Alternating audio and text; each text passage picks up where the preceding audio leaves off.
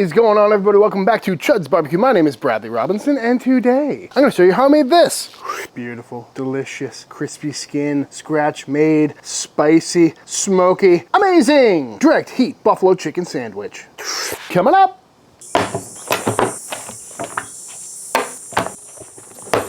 This is some chicken.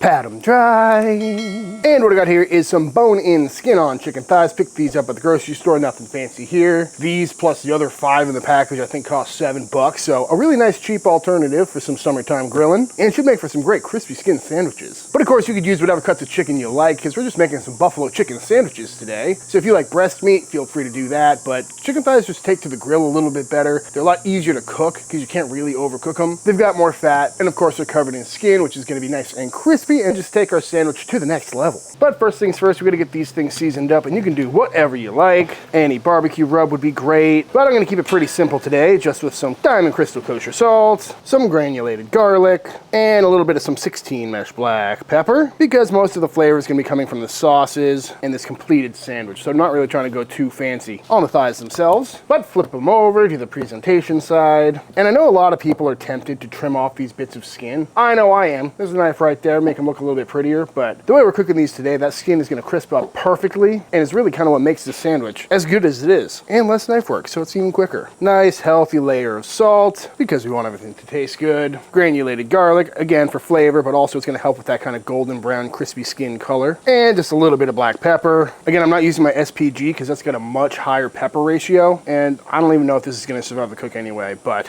just a dusting for good measure. And just like that, all seasoned up. I got these on a wire rack, and I'm going to pop them in the fridge for the next couple of hours to get a bit of a dry brine going on. That's going to help the salt penetrate into the meat, making it juicier and flavorful all the way throughout, and hopefully dry out the skin a little bit to make sure it's extra crispy. But honestly, I'm not going overnight, so I really don't think we're going to have that much of a drying effect. If you have the hindsight, do this a day ahead of time. It'll help out a lot, but we're just making chicken sandwiches today, folks. And while we wait, let's go ahead and bust out some quick buns. Starting by going into the stand mixer with some warm milk, our yeast, our sugar, and eggs. Next up, in with some bread flour, some salt, and some dough conditioner for those nice fluffy buns. And let that come together into a ball.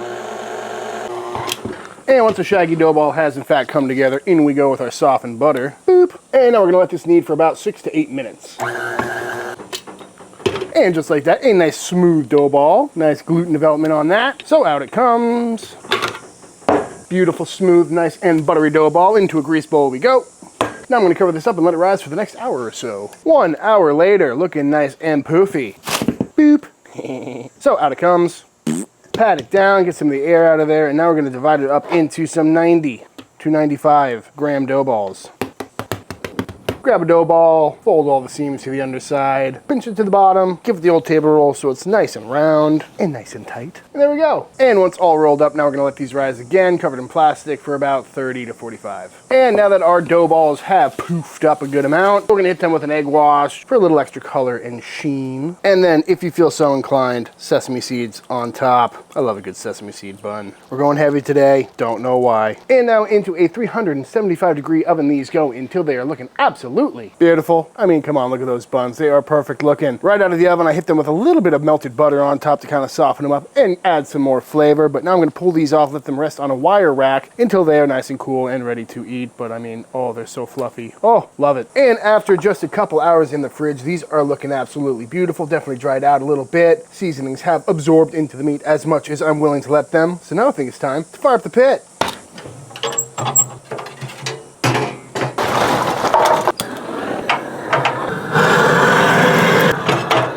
Into that tank.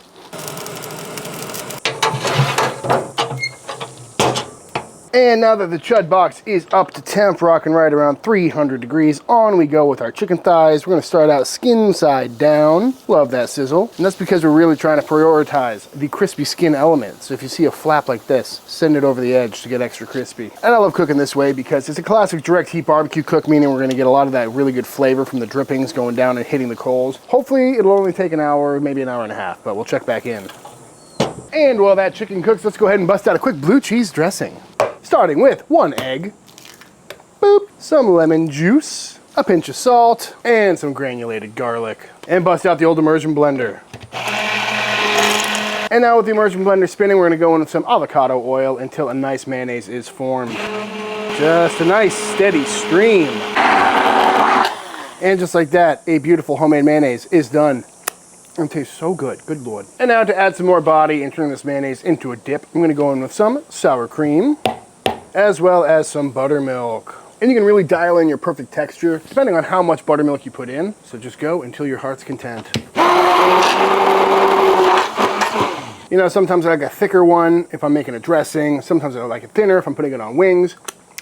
Just dial it in. Other ingredients going in is a nice shot of some Worcestershire sauce, a little more lemon juice after tasting it, as well as some blue cheese crumbles. And we're gonna get those all blended in as well. After giving it a taste, I think it needs a little bit more salt, as well as a little bit of sweetness, which is something I didn't see coming. Just a little bit of sugar, help balance out all those savory flavors. And blitz it up one more time. Going in with a little more sour cream, although this probably will thicken up in the fridge, but because I made the mayo from scratch, it's not entirely cold, but something to keep in mind. And a few last minute ingredients going in include some chives, as well as some more blue cheese crumbles, this time not being pureed, to give us a nice chunky blue cheese dressing. And just get that all nice and mixed up. And just like that, our blue cheese dressing is done. Again, this will likely thicken up over the next little bit in the fridge, which is the next step. It'll honestly probably taste better too. Let all those flavors kind of get to know each other a little bit. Meanwhile, over here at the direct heat cooker, let's see how these thighs are looking. It's been about 45 minutes and yeah, starting to get some really good color on there. Oh yeah, these are all looking really good. Happy about that. Crispy skin. Ooh, that one's getting a little dark. I guess we found out where the hot spot is. But I'm gonna go ahead and hit these with some sprayable duck fat all over that skin, just for one final boost for the last like 15 minutes or so of cooking, just to really make sure that we get the crispy skin we're after. So we'll come back in probably 10-15, flip these over, and finish cooking them through. So it's been like an hour 10 on the front side, and I'm just kind of front loading these because I'm really after that crispy skin, but let's see how we're looking. Yeah, that looks really good. Go ahead and flip these over, kiss the underside a little bit, but this is exactly what we're after. I mean, look at that bubble. Look at it. So crispy.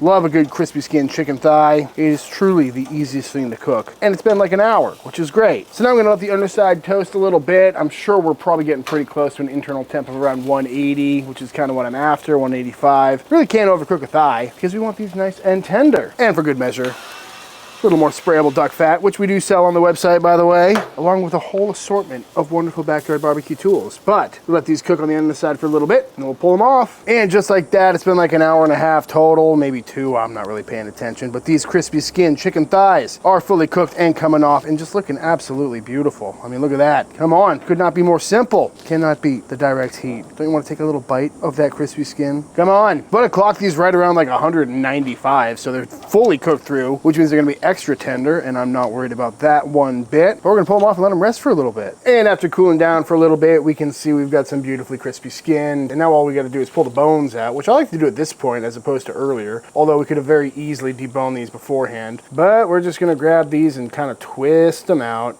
Boop. Not much to it. And then we're left with the perfect piece of meat for a sandwich. Boneless, skin on, and it cooked with bone in there, meaning it should be nice and juicy. And they come right out. Very easy. Nice part about cooking these all the way through to tenderness. It's taking everything in me not to eat that skin right now. Whew, that's still hot. It's time to make a sandwich. First up, our absolutely beautiful looking perfect buns. I mean, what's not to like about that, folks? Get this sliced up. Beautiful crumb on that, nice and squishy and light. Hit that with a little bit of butter, get a butter toast on these bad boys. Can't have too much butter on a buffalo chicken sandwich, am I right? And get this toasted off. Beautiful.